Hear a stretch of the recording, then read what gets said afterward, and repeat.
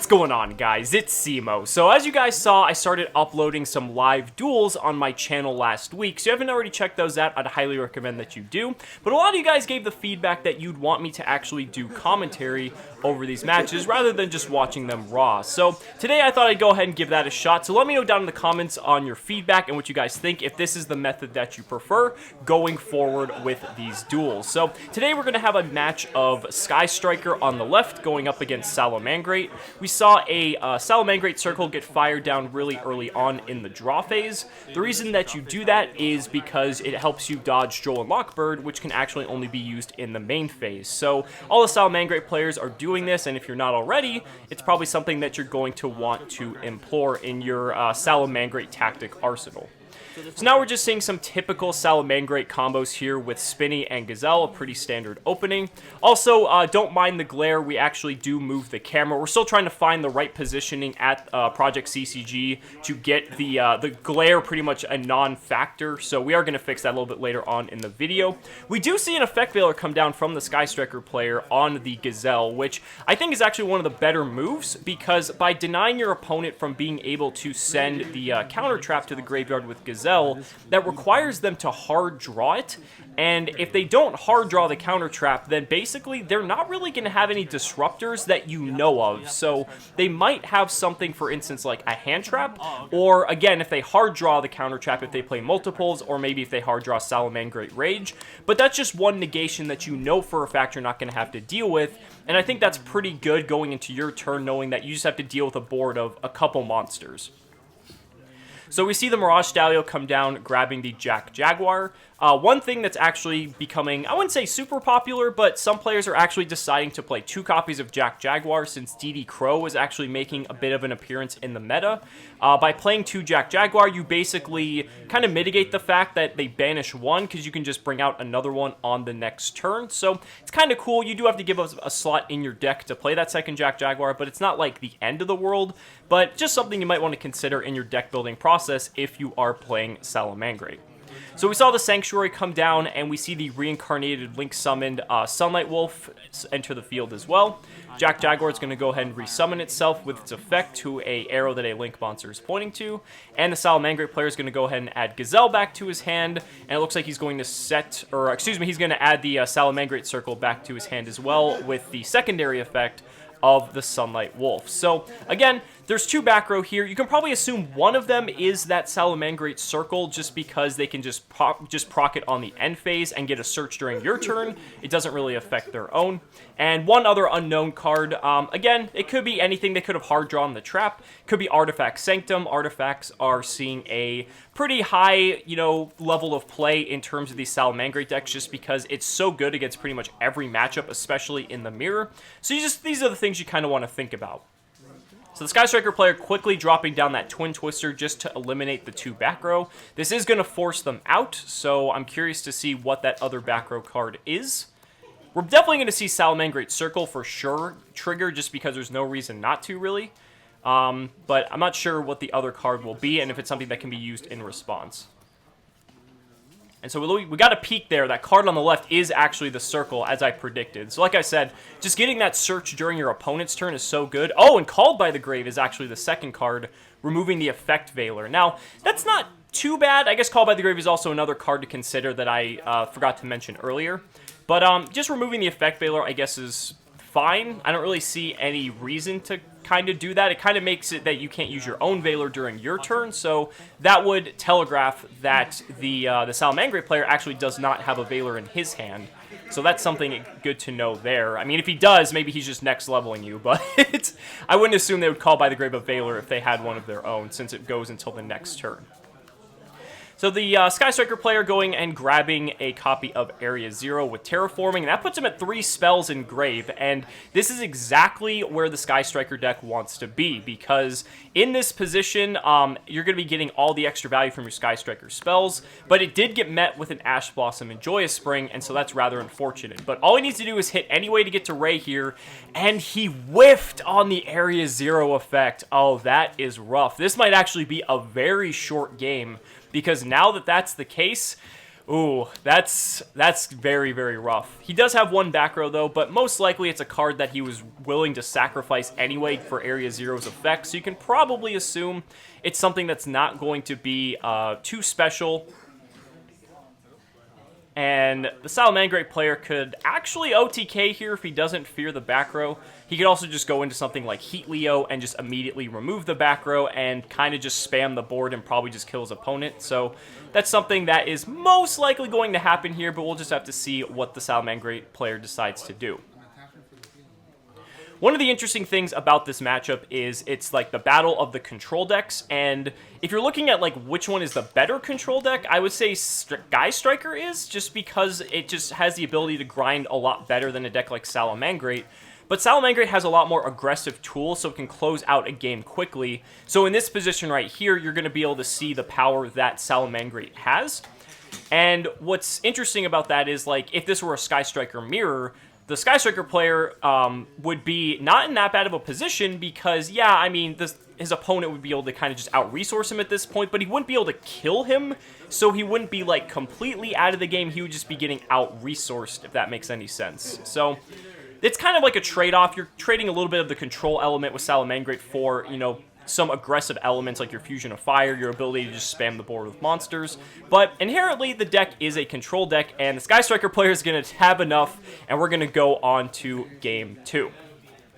Now, if you guys didn't know, I actually am going to be in Fort Worth, Texas on April 20th and 21st for the Pro Play Games Tour event. I'm going to be doing commentary on the live stream, so if you guys want to come meet me, or if you want to enter the $3,200 prize pool event, which doesn't require any invitation or anything, then definitely go ahead and check out the link in the description, and I hope to see you guys there. So the Sky Striker player starting off Game 2, which would make sense. You obviously want to just get as set up as possible. We're going to see an Area Zero target a back row and hoping to hopefully get us to a Ray here. But we also have a copy of Multi-Roll that can get rid of the Area Zero after that resolves, if anything. So regardless, we're just going to be generating a ton of advantage here. And Sky Striker player is looking pretty well off.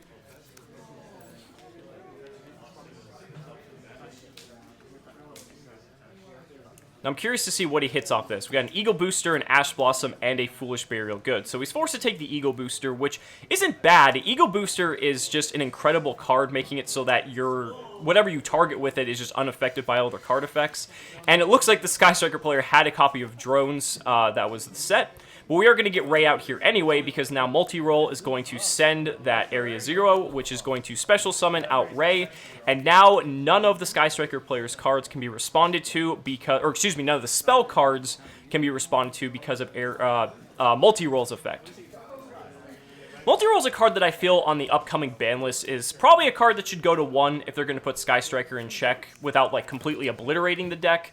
I know a lot of people are just kind of sick of this deck in general, but I think that's kind of like a good check and balance on it, because that card just allows you to accrue such insane levels of advantage, and we're probably going to see that for sure at the end phase of this turn. So Eagle Booster going down on the Kaina here, and Kaina's going to go ahead and give the Sky Striker player 100 life points.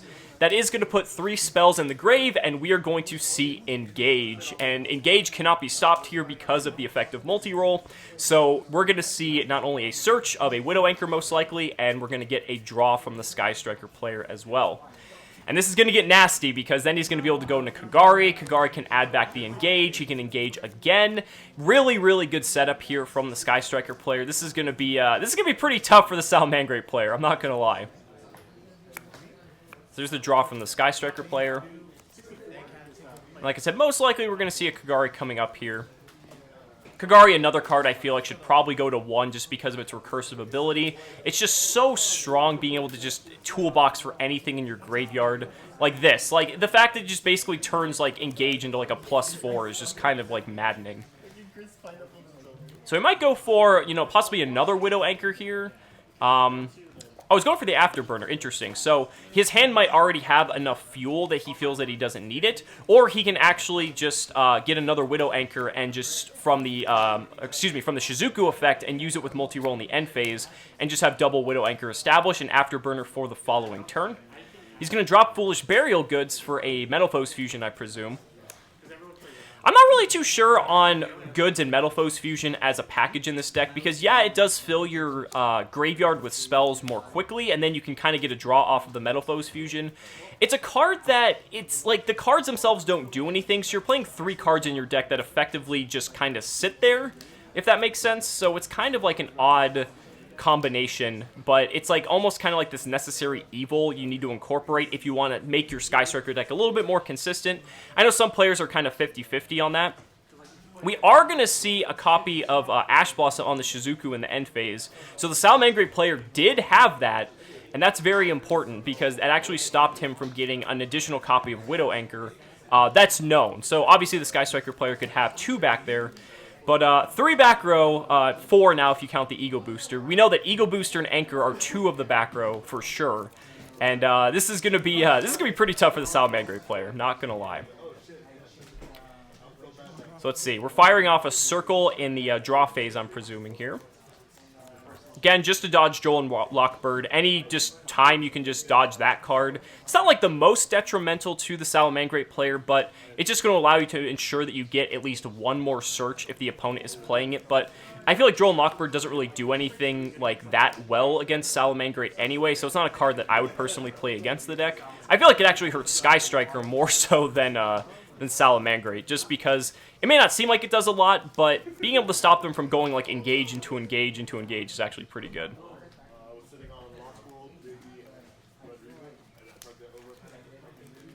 So we've got a normal summoning of Gazelle. Now, leading off with Gazelle isn't usually the best play, so we're going to see Widow Anchor in response, which I think is correct, because just leading with Gazelle is very weak. I mean, it's not something like, you know, a Flame Buffalo, a Lady Debug. It's not a Spinny.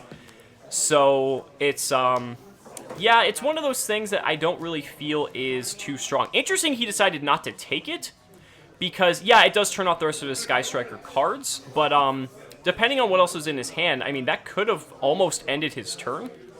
And we do have the Foul here for the follow-up. So we had the Balinks as Chainlink 1, and the Salamangreat Foul as Chainlink 2. Salamangreat Foul is a card that a lot of Salamangreat players are actually starting to include in at least 1 copy, if not multiples. Not only because it grants the additional summon, but also because it's a level 4. So it makes your rank 4 plays a lot easier going to cards like Baguska or to Abyss Dweller for, you know, your Danger matchups, your Orcus matchup, things like that. But it also has the back row freezing ability, very similar to that of Trickstar Light Stage, which doesn't really seem all that important, but honestly, it's pretty good. And as, you know, someone who's played Trickstar for a better part of a year now, you really have to value an effect like that, because it doesn't remove the back row, but shutting it off can give you just an opening that's just big enough that you can go ahead and make your plays. That's the Protect one, right? So we see a link into a Sunlight Wolf here. And here comes the second copy of Widow Anchor, at least that's what it looks like. And I would assume that's, and the Eagle Booster coming down on the Shizuku. So this is where he decides to go ahead and pull the trigger on taking the Sunlight Wolf. It's also going to negate the effects. And this is going to be pretty detrimental now for the Salamangreat player, because I feel like he doesn't really have a lot more he can do at this point. He's already exhausted his normal summon. He has no monsters in the grave that can recur any sort of, that can recur themselves, so, like, he doesn't have a Foxy, he doesn't have a Spinny, so, like, his extenders are kind of weak. Will of the Salamangreat, I suppose, is a card, and it looks like he has the Will, so it looks like I spoke a little too soon, but I'm not exactly sure what he's going to be able to bring back. Sure, he can bring back Gazelle, but Gazelle is only once per turn, so since he already activated the effect prior, and it was negated by Widow Anchor, he's not going to be able to use it again to send any of his Salamangreat cards to the graveyard. So I'll be curious to see what his play is here. Again, I don't have perfect information of what's in his hand, but having Will is just like this incredible extender that every time people are planning scenarios with Salamangreat, it's like, oh, you know, I can out this, but if they have Will of the Salamangreat, it's actually pretty good. So it looks like he's going to go ahead and get out the Balinks that is in his graveyard. He did add Sanctuary, so we do know he has that. So he's going to go ahead and reincarnate Link summon the Balinks into another copy of Balinks. You are allowed to do that just because even though it's a it says it's a level 4 lower Cybers monster, Salamangreat Sanctuary kind of overrides that and basically just says it's being used for the entire Link summon, so the material doesn't necessarily matter. So you are allowed to Balinks into Balinks for anyone who's wondering. And now we're going to see a multi-roll on the end phase here from the Sky Striker player, who's going to grab a Widow Anchor and an Engage. So that's going to make for a pretty good turn coming up. We have one set card from the Salamangreat player, so again, that could be Called by the Grave, that could be something like Artifact Sanctum, perhaps. Having Sanctum going second seems kind of okay against your Sky Striker matchup, actually. Just because the matchup is rather slow, so even if you have a Sanctum in your second or third turn, it kind of slows them down a little bit. But it looks like it's Salamangreat Rage, and I assume he's going to go ahead and pop 2 cards because he has a link to Salamangreat Sunlight Wolf. So that could be pretty big here. Oh, actually, he can only use it on the Balinks, excuse me, because for the second effect, it does have to be a reincarnate Link summoned Link monster, I believe. So he's going to go ahead and target his Balinks. And he's going to pop that far left card, which he knows is either an Engage or a Widow Anchor. And we could not see what that is, unfortunately. All we know is that it's one of the two. So I guess when he flips up the other card, we'll know what the identity of that one is. That's a little bit of a gamble there. I mean, that's a 50-50 that, you know, maybe it could pay off, but I'm not sure. I feel like the Sky Striker player is still in a dominating position here. And I think this turn is probably going to be very pivotal in showing that. We know he has the Afterburner. He searched that from the last turn. And he's going to go ahead and target off the Sunlight Wolf here. Now, the Salamangreat player does have a Balinks Engrave, which he's going to opt to banish to go ahead and protect it. And he's going to destroy the Will of the Salamangreat with the secondary effect. Oh, actually, no. Because the monster wasn't destroyed, actually, he's not going to destroy that. My mistake. Because I believe the conjunction on Afterburner requires you to destroy the card. And if it doesn't, then you do not get the secondary effect. So it looks like he kept the Engage. Widow Anchor was the banished card off of the Rage, which, keep in mind, it was banished because of the fact that it was set off of multi-roll. But Engage is pretty good because that means he can basically just get a Widow Anchor anyway, and he's going to get an extra draw because he has 3 spells engraved. So, again, just Sky Striker being able to generate so much advantage off of just, you know, a single card. He's already gotten 3 draws off of that single copy of Engage. Again, just going to show the power that that card provides to this deck.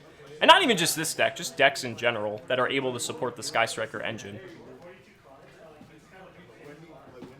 I wasn't sure what he searched there. It was a little bit difficult to see just because of the angle of the camera. And again, like I said, we're going to go ahead and fix the glare for future episodes, hopefully. We're still trying to find that right spot.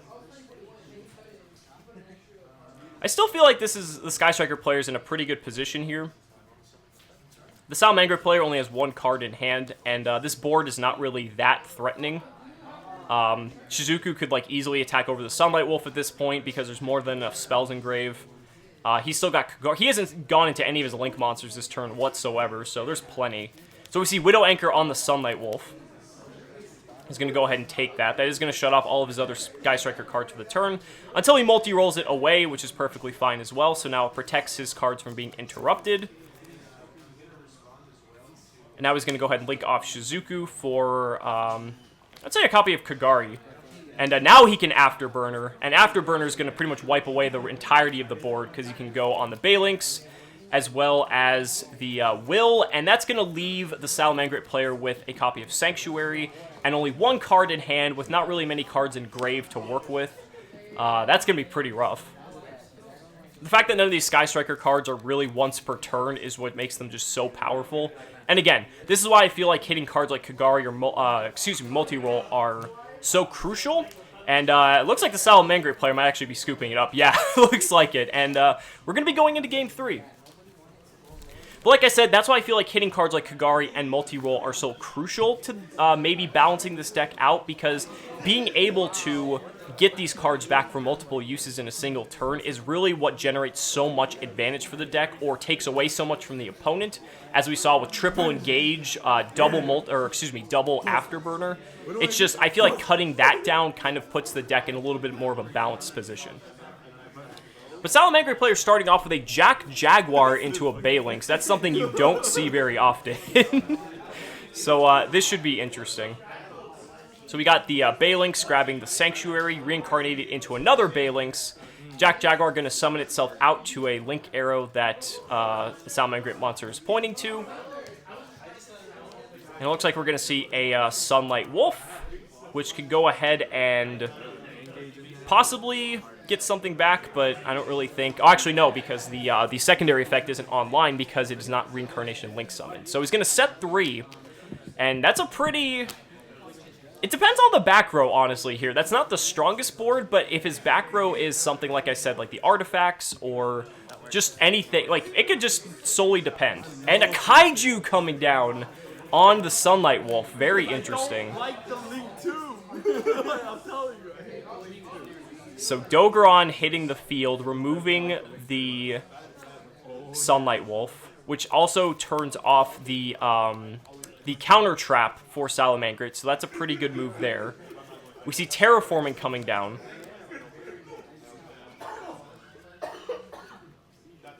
Salamangreat player looks like he might have something. Imperial Order! Oh, wow. And a Twin Twister in response. This could be huge. So getting rid of the Ash Blossom. And he's going to target, assuming the Imperial Order, but I'm curious which of the other two he's going to target as well.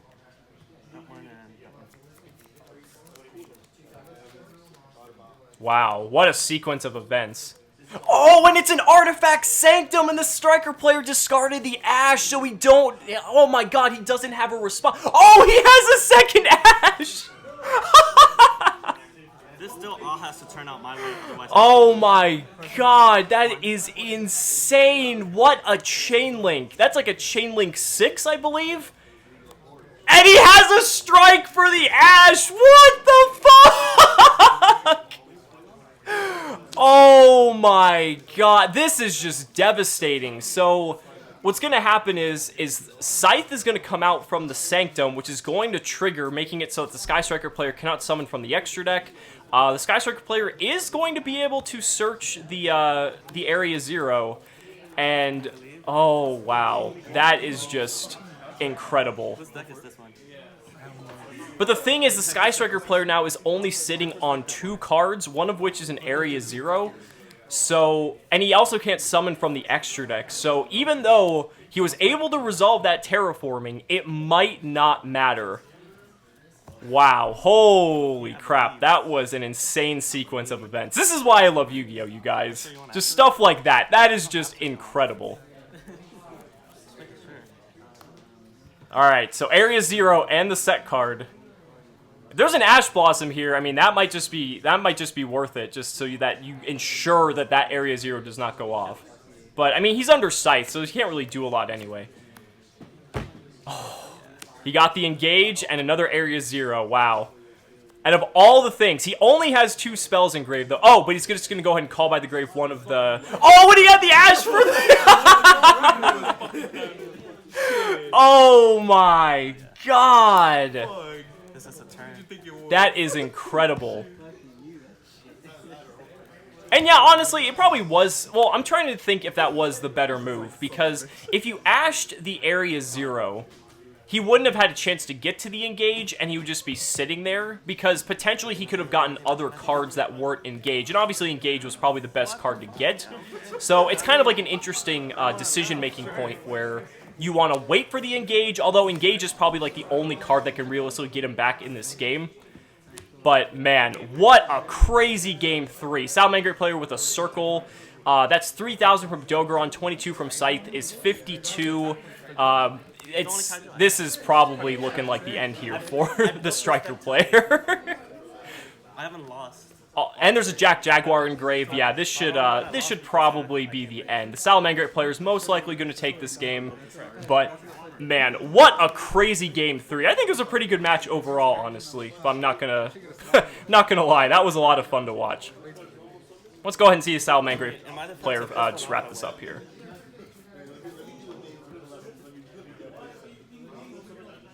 So you just go ahead and at this point you could just send something like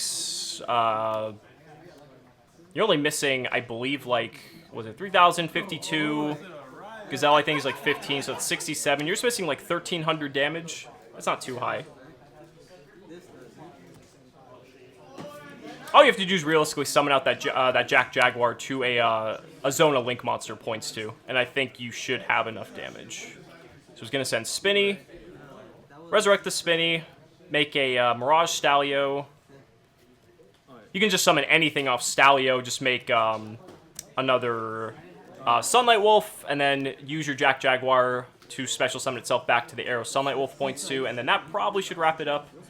Because Mirage Stalio does summon in defense mode here.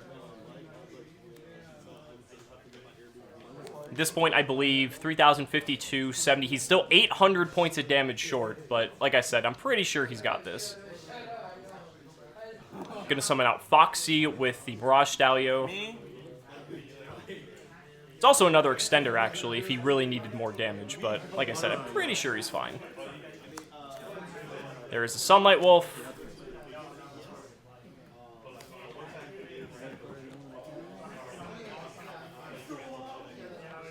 Looks like he's grabbing for the Jack Jaguar there. There we go, and that should be over 8,000. Gonna go ahead and just add the Ash Blossom back, just in case. Just reincarnate. And go ahead and just add another card back. That is, what, 3,052, 7,000. Sunlight Wolf's on 18, so that is 8,800 damage. And looks like that should be all she wrote.